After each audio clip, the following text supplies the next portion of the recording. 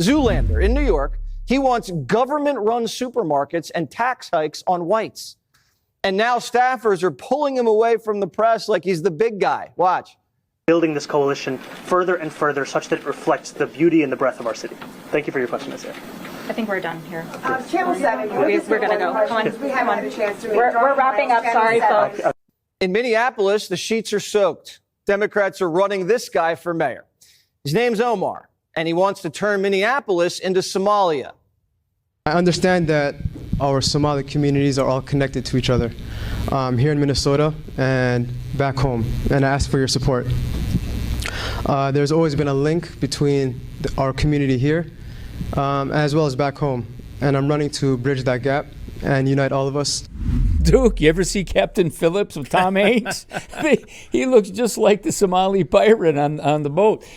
By the way, his name Fatah is Arabic for conqueror or conquest. And this is exactly, by the way, today is the birthday of Islam, when the so-called Prophet Muhammad fled from Mecca to Medina.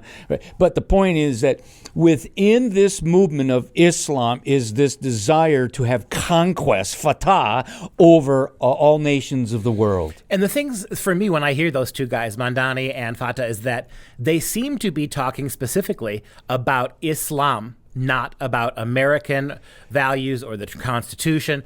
Think about this. Mamdani has said he will arrest Bibi Netanyahu if he sets foot in New York. He doesn't say that about the leader of Iran. Doesn't do that. He's also the other one person he calls an occupier who he would arrest would be the leader of India's Hindus. Now, who's waging war against Hinduism on the border of India and Pakistan? That would be Muslims. And by the way, in the history of Islam, that goes back 1,000 years. Yes, when does. they slaughtered Hindus, even in India, they call it the Hindu Holocaust. This what's happening now within major democratic cities, radical democratic cities, is this takeover by these immigrants who, in essence, they have the pretense of loving America, while ultimately their loyalty is to Sharia and the Quran. There's no doubt about it. And they're beginning, in many cases, they're demanding prayer rights. They're demanding their kashrut or their kosher diet, etc.